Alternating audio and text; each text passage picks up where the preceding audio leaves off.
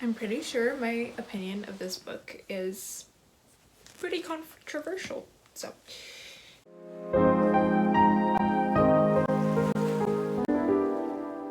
Hello everyone, welcome back. I am fairly excited to share my opinion and review of the book Reminders of Him by Colleen Hoover. I have some opinions. If you're new here, my name is Victoria and I like to do book reviews once in a while of my recent reads and just kind of share what I think and just connect with other readers across the world because that's cool.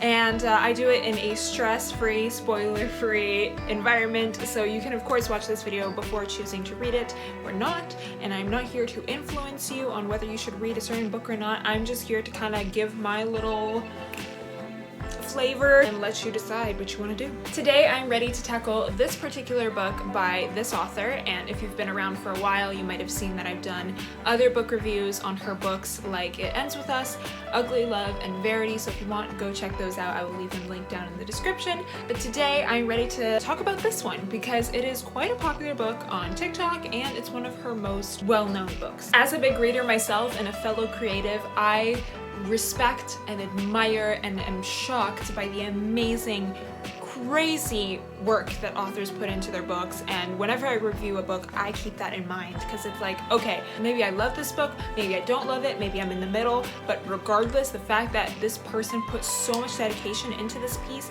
and published it and, you know, got success from it, I am so proud of them and I'm so in awe. And so I like to keep that in mind every time I talk about a book, and yeah, I definitely keep that in mind when I'm talking about this piece. Reminders of Him by Colleen Hoover is a book that I have been meaning to read for months, and when I finally got around to it, I was shocked. It was different than what I expected, for sure. To give a quick little short summary of this book and what it's about without spoiling anything, this book follows the main character, Kenna Rowan, and she just came out of prison after serving a 5-year sentence, accused of being involved in the death of her boyfriend. Yeah. And when she gets out of prison, her goal is to track down her little daughter. She's 4 years old and she had her when she was in prison, but the child was taken away from her, obviously, since she is an inmate, and she's never seen her since. And this is super important for her as a young mother to find this child and at least get to meet her, because I mean, it's a big thing. And so her boyfriend's, her late boyfriend's family, parents, take care of this little girl, and she, Kenna, tries to get in contact with them and tries to meet the child. However, reasonably, those parents are not a fan of her at all. I mean, why would they be? Their son died kind of in the hands of Kenna, and you will learn about how this happened and why she was involved and why she was, you know, found guilty and whatever. This is no spoiler, this is just what the book is about. It's said actually at the back cover. They are not a fan of her. And in fact, there is this guy named Ledger, who is the second main character, and he was her boyfriend's best friend and is now a really, really close family member, essentially, of his parents and the little girl that they're taking care of. And so Ledger is kind of like an uncle role in this little girl's life, and even he is blocking Kenna from meeting her daughter. Reasonably, of course. So this book takes you along the heartache, sadness, the pain, the love, and the dedication that Kenna goes through to rekindle with her daughter, because this is something really important for her to happen. It's her only life's purpose, as she sees, like, she went through so much. Her boyfriend died. She was found guilty for it. She went to prison, and the one little sliver of happiness, or the one little life's purpose that she had, was this little girl, and all she's trying to do is even just to meet her.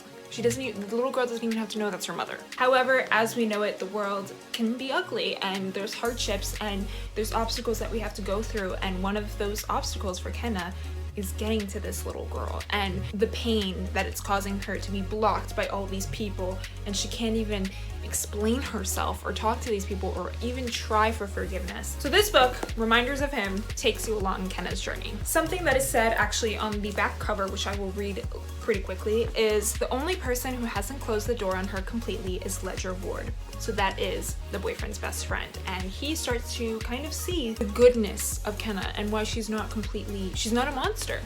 And so it says the two form a connection despite the pressure surrounding them, but as their romance grows, so does the risk. Kenna must find a way to absolve the mistakes of her past in order to build a future out of hope and healing.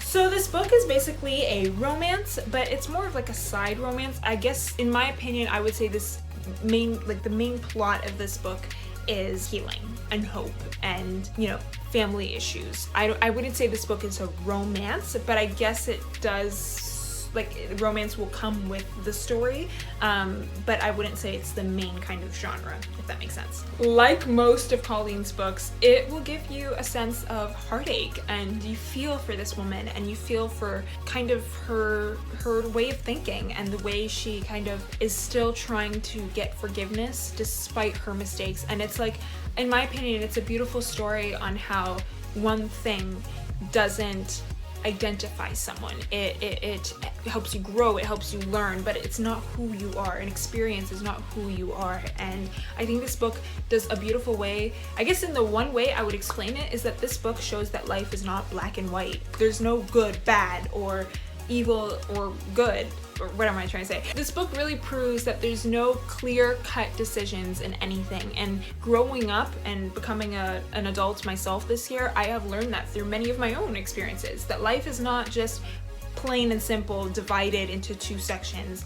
This book really shows how our flaws can still be in our lives and make us a better person. It doesn't make us a bad person, if that makes sense. When I read my books, I like to annotate, and I did a few for this book, but not as much as I usually put in Colleen's books. I usually have like a full kind of novel full of them, but this one did have a few things that I wanted to like highlight for myself and keep note of. But I also did actually a TikTok of a performance of mine of a little monologue in this book. It's not really a monologue because it was never supposed to be one, I guess, but throughout the book I was reading and I saw this one little section where Kenna was kind of thinking, and she was like talking to herself, like she's talking to the reader, right? And she was explaining kind of what she thinks falling in love, the term falling in love, really means, and I really liked her way of thinking, and so I annotated that part and I did a little TikTok performance and I made it a monologue. And so I put myself in Kenna's shoes and I kind of created my own character that I kind of envision, and I made a little performance. So I will put that right here.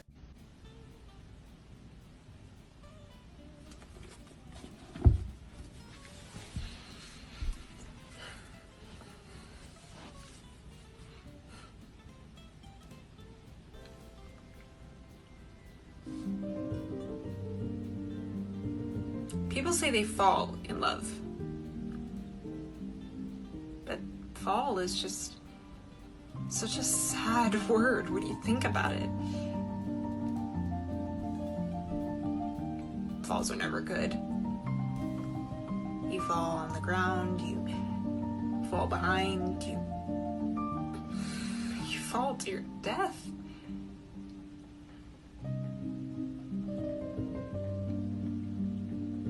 Whoever is the first person to say they fell in love must have already fallen out of it. Otherwise, they'd have called it something much, much better.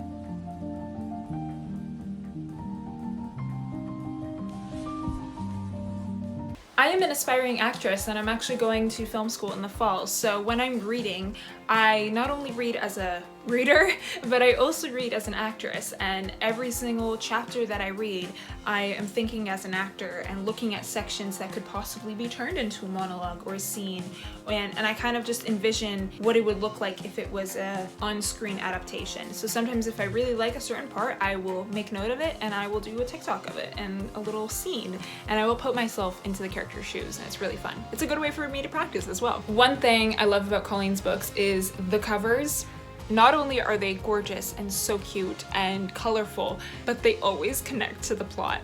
And they always connect at the last minute. Like in the last few pages, you're like, oh, I know what these birds mean, you know? It's like every single book of hers has shocked me that way, and I love it. I love it. It's like a full circle moment. But I really love the cover. It's super pretty and unique, and when you figure out what all this means, it's just so nice. I love that about her books. Okay, so now it's time for my real opinion. So I'm really gonna get deep into what I think because I think it's important to talk about this. I like to make this my little book club, and this you can kind of take with you whether you want to start reading this book or not. And I don't know, I think it's important conversations to have when it comes to reading. Now, when I first picked up this book and I read the summary at the back, I was really inspired by this plot line. I was like, wow, this can be really deep, and I really want to see what will happen to this character and what she'll get out of the story and what kind of healing she'll go through. However, as I started reading, I realized for me, this book was too slow and too mellow. And which is really strange because I really like a good deep plot. I like more simple, closed, if that makes sense, like tinier plots about big deep meanings rather than a whole bunch of action in a book. Like I like small things that can give me so much meaning after I finish it. And that's what I thought I would get of this, and I did. I did really like what happened with the characters and what I learned from it. However, I think the writing of it was too slow and too mellow. And I've read a couple of her books and I love them, most of them.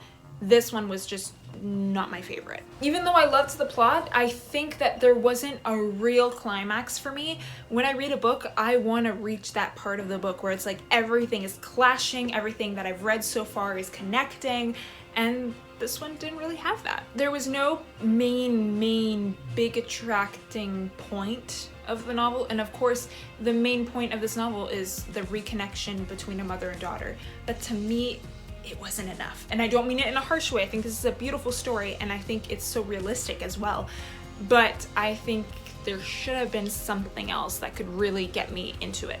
For the most part, I actually liked the characters, and I think they're like the things that I did annotate were really deep lines or scenes that I really liked. However, reading through it took me a while, and I had to kind of force myself to read it because when it comes to a book, if it's not pulling me and if it's not really, you know, making me ache for this character, then I don't really want to read it. And I feel like this book was missing a lot of things that other Colleen books have, and which is a shocker because this book is one of her most highly rated books. Like this one, It Ends With Us, and maybe Verity. Yeah, Verity. Those three I would say are her most popular. It Ends With Us and Verity I loved. This one, not so much. I think she has other books that I've read from her I think are better than this one. Nonetheless, like I said, I was still inspired by this story. So actually when I got to the ending, like the last few chapters, like the last page, I remember actually crying. Not sobbing. The only book that has made me sob, I will do a review on that book. That's a whole other story. But this book, the last page, I remember reading it and I was like, this is so beautiful. And I had a few tears. It wasn't a sob, but it was a few tears. So the ending was beautiful and emotional and heart grasping. Now, do I recommend this book? Me personally, no. I think if you want to get some things that this book gives, I think you can get it from a different book, if that makes sense. Like I did pull some meaning from this book and I did take some things home with me, if that makes sense, but I think there are better books with this kind of idea, and it just wasn't it.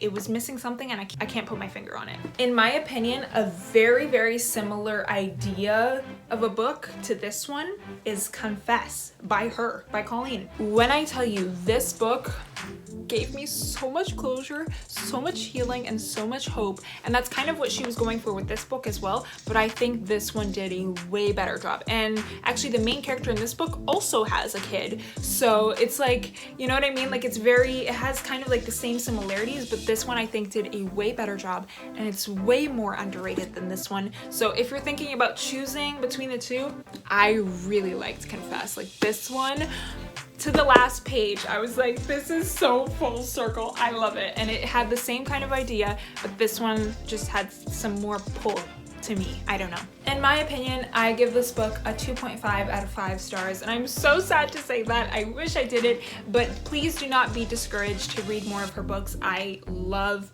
her books. Most of them really get me. Like, I still think about them. Like I said, Confess is a great alternative. They both have the same kind of idea, but this one I think was way better. And of course she has other great ones as well, but this one is one of my least favorites from her, and it's just a personal opinion. I don't think that everyone feels this way, obviously, because my opinion is actually quite controversial to the rest of the readers. I've seen so many good reviews on it. So you take whatever you want from this video.